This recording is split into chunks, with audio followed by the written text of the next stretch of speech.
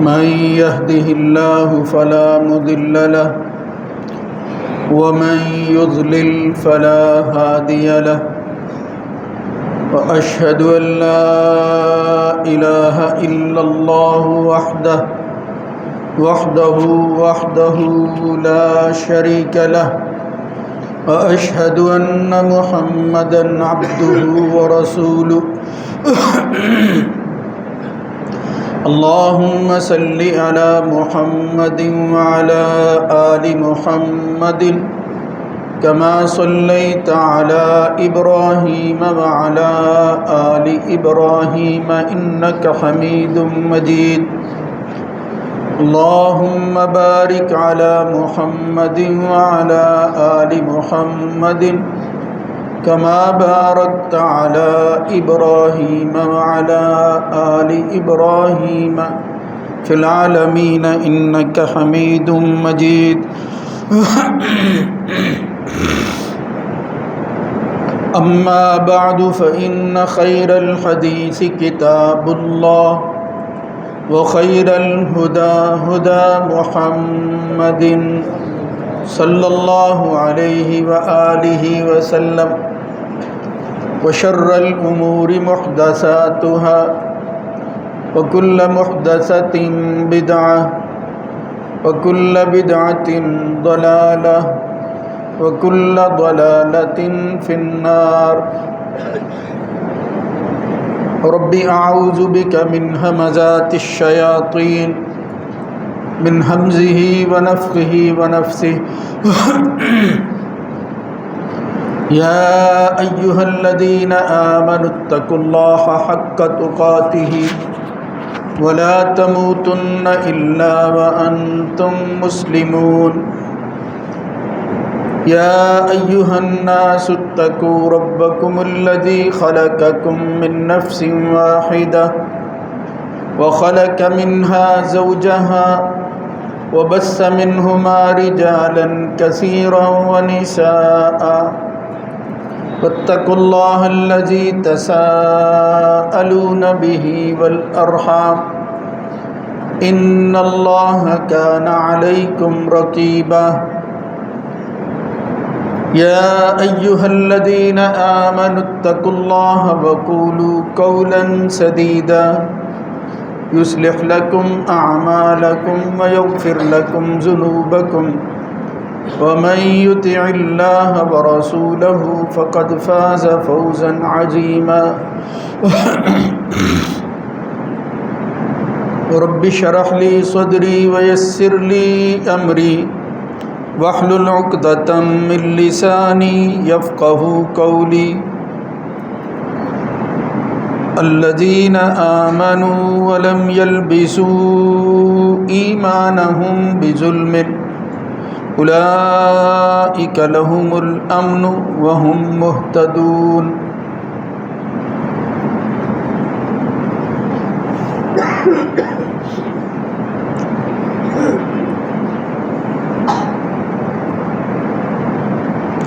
جو لوگ ایمان لائے اور انہوں نے اپنے ایمان کو ظلم کے ساتھ خلط ملط نہ کیا، یہی لوگ ہیں جن کے لیے امن ہوگا اور یہی ہدایت یافتہ ہے۔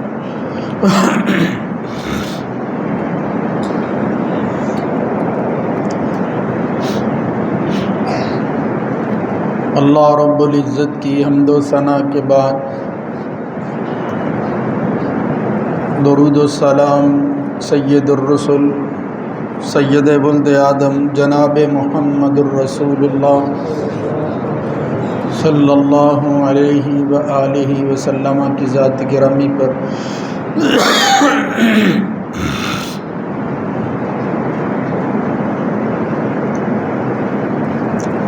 نبی کریم صلی اللہ علیہ وآلہ وسلم کی ذات کے حوالہ سے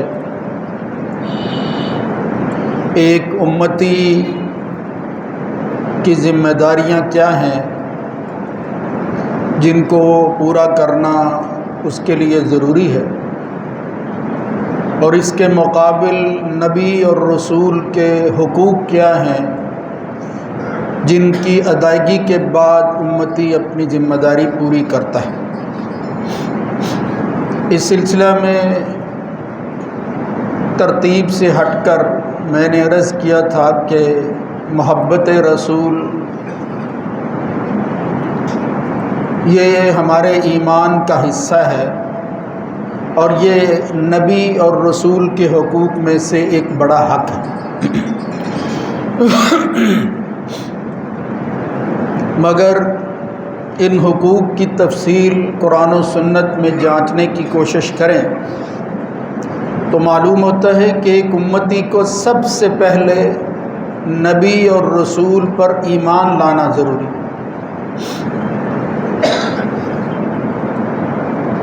یہی ایک حق محبت ہی کا لے لیں، اگر یہ ایمان کے بغیر ہے تو ذات رسول سے، نبی کی شخصیت سے محبت نہیں ہے، وہ محمد ابن عبداللہ سے محبت تو ضرور ہو سکتی ہے۔ یعنی محمد بن عبداللہ خاندان قریش کا ایک فرد خاندانی نسبت کے حوالہ سے یا اور کسی بھی واسطے سے اگر کوئی اس انسان سے محبت کرتا ہے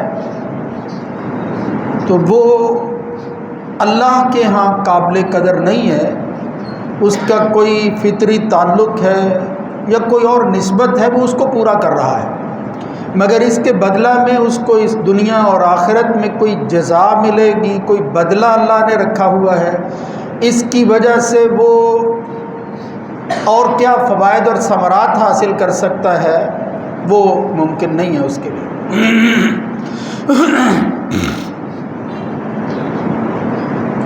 لہذا یوں کہہ لیجئے کہ ایمان بالرسل یا ایمان بالرسول سے پہلے بھی ایک چیز بڑی ضروری ہے، ضمناً ہم اس کا تذکرہ کرتے رہتے ہیں کہ آخر وہ ایمان ہے کیا۔ یعنی اس ایمان کے نہ سمجھنے کی وجہ سے بعد کے مسائل پیدا ہوئے ہیں کہ ایمان ہے کیا، کس چیز کو ایمان کہتے ہیں، اور کس مناسبت سے پھر اس نبی کے ساتھ ہمارے تعلقات ذمہ داریوں والے اور حقوق والے بنتے ہیں۔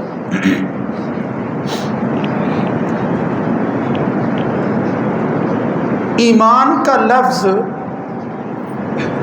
اگر لغت اور زبان کے اعتبار سے دیکھیں تو اس کا مطلب ہے الایمان یا طمانینۃ النفس و ازالۃ الخوف۔ یہ امام راغب اصفہانی ایک بڑے جلیل القدر لغت دان ہیں، قرآن مجید کی لغت کے اعتبار سے بالخصوص۔ وہ کہتے ہیں نفس کا اطمینان اور خوف کا ختم ہو جانا، یعنی خوف کی ضد وہ ایمان ہے۔ چونکہ یہ لفظ امن سے بنا ہے، اس کا روٹ جس سے یہ آگے بنا ہے، یہ لفظ مرتب ہوا ہے، وہ الف میں میم نون، امن۔ یعنی ایمان کے جتنے بھی صیغے الفاظ مومن کی شکل میں ایمان کے حوالہ سے، اور پھر جمع، اور پھر اس کی آگے تقسیم کے اعتبار سے دیکھے جائیں تو ان میں جو چیز قدر مشترک ہے وہ لفظ امن۔ تو زبان اور لغت کے حوالہ سے ایمان امن کا نام، خوف کے خاتمے کا نام ہے۔ سورہ قریش میں اللہ رب العزت نے جس طرح اہل قریش سے کہا کہ تم اللہ کی بندگی کے حقدار ہو، یعنی تمہیں اللہ کی بندگی کرنا ضروری ہے، اللہ حقدار ہے، تم حقدار ہو اس بات کے کہ تمہیں یہ چیز عطا کی گئی، تو کیا ہے؟ فَلْيَعْبُدُوا رَبَّ هَٰذَا الْبَيْتِ الَّذِي أَطْعَمَهُم مِّن جُوعٍ۔ اللہ نے تمہاری بھوک مٹا دی ہے، وَآمَنَهُم مِّن خَوْفٍ، اور پھر اس ایمان کی وجہ سے خوف کا خاتمہ کر کے امن جو ہے وہ تمہیں عطا کر دیا۔ یہ جو ابھی آیت میں نے پڑھی ہے سورہ انعام کی، اس میں بھی فرمایا کہ امن کن کے لیے ہے؟ الذین آمنوا ولم یلبسوا ایمانہم بظلم، ایسا ایمان جس کے اندر امن نصیب ہوگا، خوف کا خاتمہ ہوگا، ہدایت ملے گی، وہ پاک اور صاف ہونا چاہیے ہر قسم کی علائشوں سے۔ یہ بات سمجھنے والی ہے کہ ایمان کے ساتھ علائشیں شامل نہ ہوں، خالص ہو، پاکیزگی ہو، صاف ستھرا ہو۔ وہ جو ملت بیضا قرار دیا گیا ہے وہ بالکل اسی طرح ہو، جس کی راتیں جو ہیں وہ بھی دن نظر آئیں۔ یہ محمد الرسول اللہ صلی اللہ علیہ وسلم نے فرمایا تھا۔ اب اس سلسلہ میں جو بات سمجھنے والی ہے وہ یہ کہ مسلمانوں کی تاریخ میں رسول اللہ صلی اللہ علیہ وسلم کے جانے کے بعد دوسری قوموں کے علم کے اثرات جب مسلمانوں پر پڑے تو انہوں نے اس کے اثرات کو قبول کر لیا۔ وہ چیزیں جو ان کے ہاں مروج تھی ان کی سوچ اسی طرح بن گئی، اور اس میں سے ایک معاملہ یہ تھا کہ وہ اس ٹوہ میں رہے، یہ جستجو کرتے رہے کہ اللہ اور اس کی ذات کو سمجھیں اور پھر فیصلے کریں خود ان دلائل کی روشنی میں جو لوگ جو ہے وہ اپنے علم کے حوالہ سے لے کر آئے ہیں۔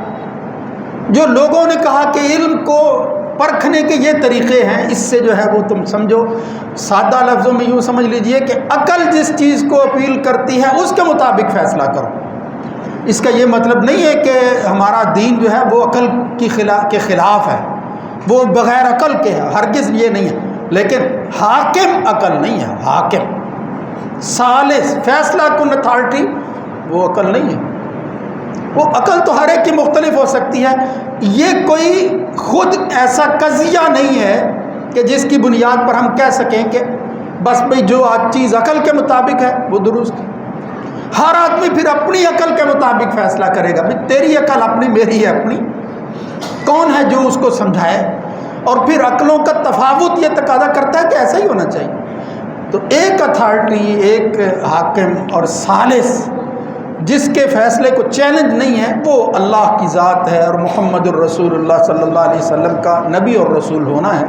یہ بار بار چیز تکرار کے ساتھ جو ہے وہ بیان کی جائے اور اس کی حقیقت تک بندہ پہنچے تو پھر یہ بات سمجھ آتی ہے کہ حقیقت ایمان پھر کیا ہے، وہ ایمان کی اصل کیا ہے، اصل الایمان کیا ہے کہ جس پر بندہ پہنچے تو اس کے بعد پھر اللہ پر بھی وہ ایمان جو ہے وہ صادق آتا ہے اور سچا ثابت ہوتا ہے، اور وہ بندہ مومن بن جاتا ہے، اور رسول کے ساتھ ایمان کا بھی یہی تعلق ہے۔ ورنہ وہ ایمان پھر تقسیم ہو جاتا ہے۔ جس طرح میں نے کہا پھر مسلمانوں میں گروہ بن گئے، کہیں جہمیہ پیدا ہو گئے، کہیں مرجیہ نے جنم لے لیا، کرامیہ، یہ مطلب مختلف ایمان کی تعریف اور ایمان کے حوالہ سے اور ایمان اور کفر کا فیصلہ کرتے ہوئے لوگوں نے مختلف گروہ بنا لیے۔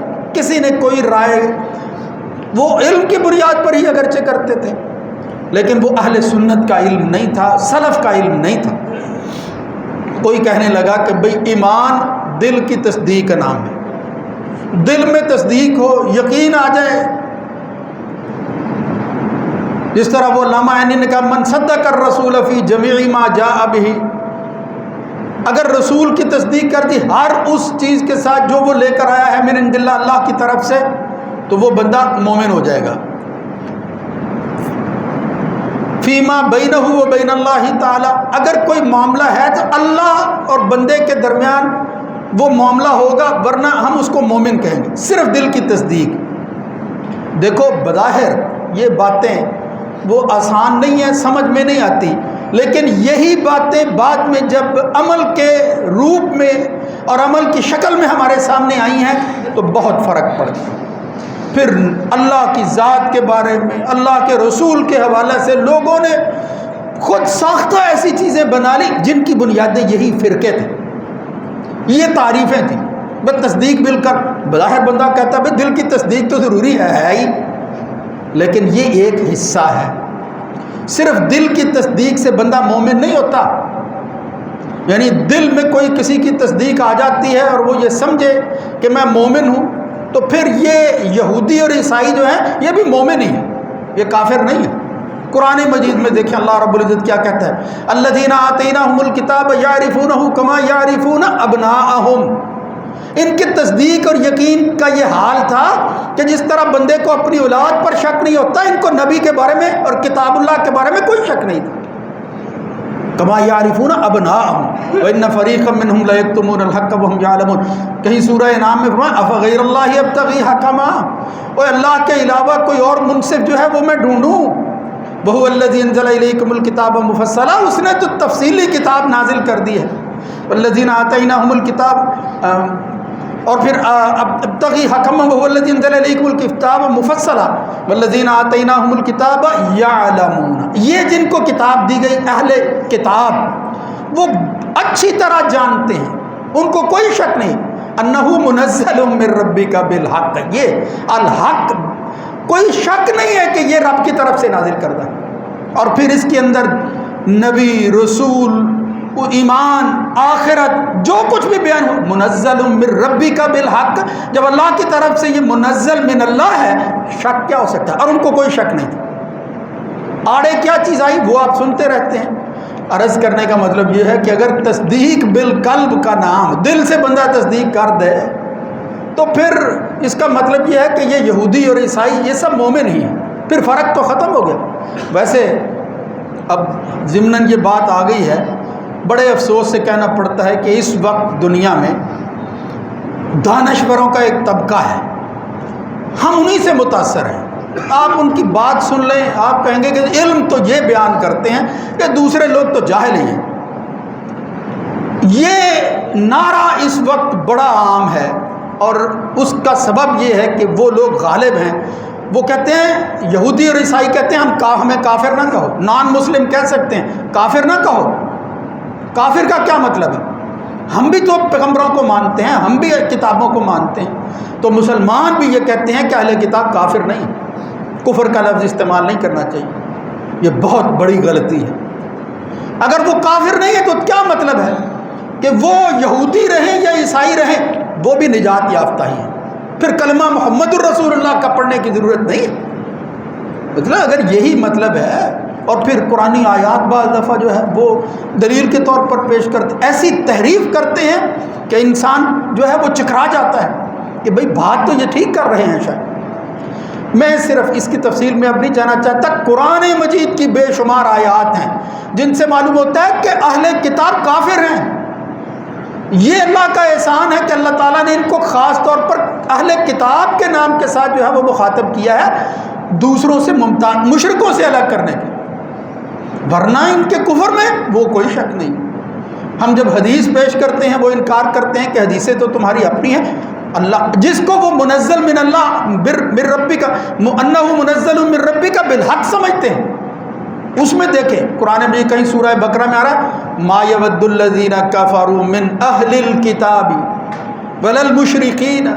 یہ اہل کتاب کافر ہوں یا مشرک کافر ہوں، دونوں کافر ہیں. ما یود الذین کفروا، کہیں فرمایا یا اہل الکتاب لم تکفرون بآیات اللہ وانتم تشہدون. اے اہل کتاب تم کفر کیوں کرتے ہو اللہ کی آیات کا، تم خود گواہ. یا اہل الکتاب لم تلبسون الحق بالباطل وتکتمون. بے شمار آیات ہیں جن میں کفر کا لفظ اہل کتاب کے لیے استعمال ہوا ہے. سورہ یہ آخر لم یکن الذین، آخری پارے میں ہی دیکھو، لم یکن الذین کفروا من اہل الکتاب والمشرکین منفکین حتی تأتیہم البینہ.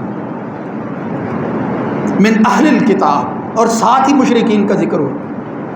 اور آگے اسی سورہ میں ان الذین کفروا من اہل الکتاب، بلا شبہ وہ لوگ اہل کتاب میں سے جنہوں نے کفر کیا، والمشرکین، اور وہ مشرک، فی نار جہنم خالدین فیہا، یہ تو جہنم کی آگ کا حصہ بننے والے ہیں ہمیشہ ہمیشہ کے لیے. اولئک ہم شر البریہ، یہ تو مخلوق میں سب سے برے شریر لوگ ہیں، ان سے برا کوئی اور نہیں. تو عرض کرنے کا مطلب یہ ہے کہ تصدیق بالقلب اگر ایمان ہوتا تو پہلا اعتراض یہ ہے کہ پھر اہل کتاب کا اور مومنوں کا کوئی فرق نہیں ہے، یہ بھی مومن اور مسلمان ہیں.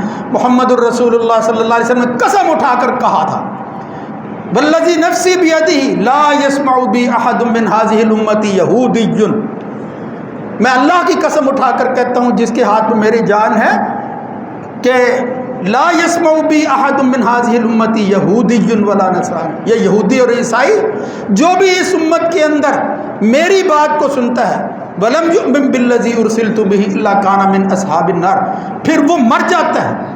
یعنی اسی طرح اہل کتاب میں سے کوئی جو ہے وہ مر جاتا ہے، یہودی اور عیسائی،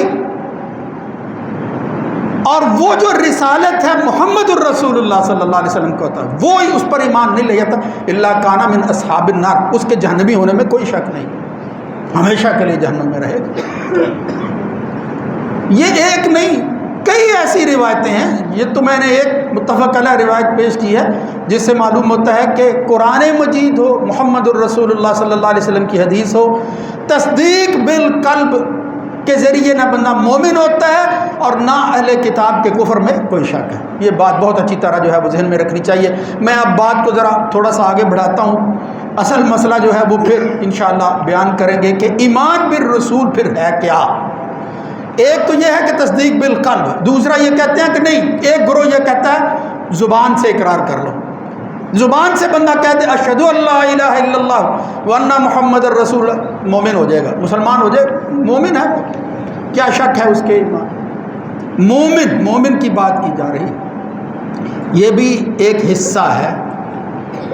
اس کا مقام کیا ہے، اس کی تفصیل وہ میں رض کرتا رہتا ہوں. یہ دروازہ ہے، داخل اسلام کا دروازہ ہے، لیکن اس سے صرف اس کلمہ پڑھنے سے بندہ مسلمان نہیں ہوتا.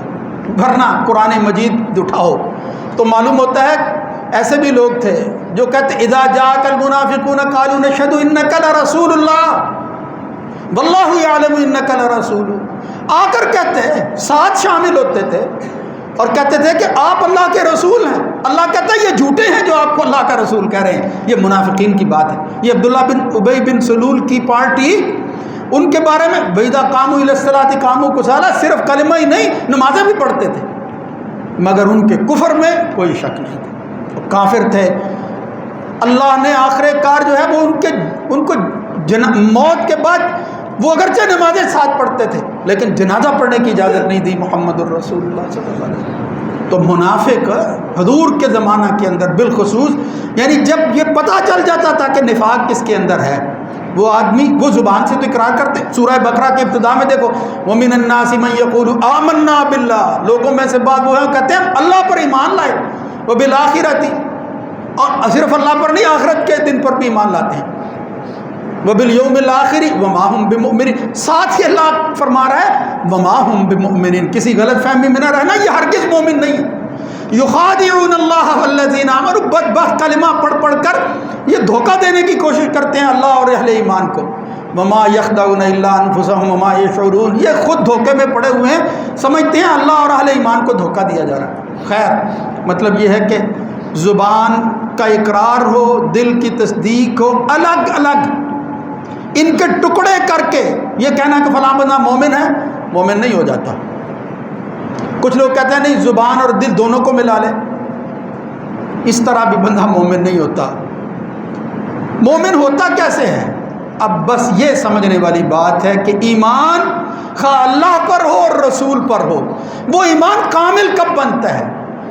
صحیح مومن کسے کہتے ہیں؟ قالت الاعراب آمنا، دیہاتی کہتے ہیں ہم ایمان لائے. اللہ نے کہا کل لم تؤمنوا، بالکل ایمان نہیں لائے، ولیکن قولوا اسلمنا، ابھی تو دروازے میں داخل ہوئے. ولما يدخل الایمان فی قلوبکم، ایمان ابھی تمہارے ایمان دلوں میں داخل نہیں ہوا. آگے وہ وضاحت ہے جو اصل میں کرنا چاہتا ہوں کہ دراصل ہے کیا چیز. یعنی صرف ان چیزوں کا حصہ کرنے سے بندہ مومن نہیں ہو سکتا، بلکہ مسمل ایمان یا ایمان کی سادہ سی تعریف یہ ہے جو اہل علم کرتے ہیں اور اہل سنت جس پر ہیں وہ کیا ہے؟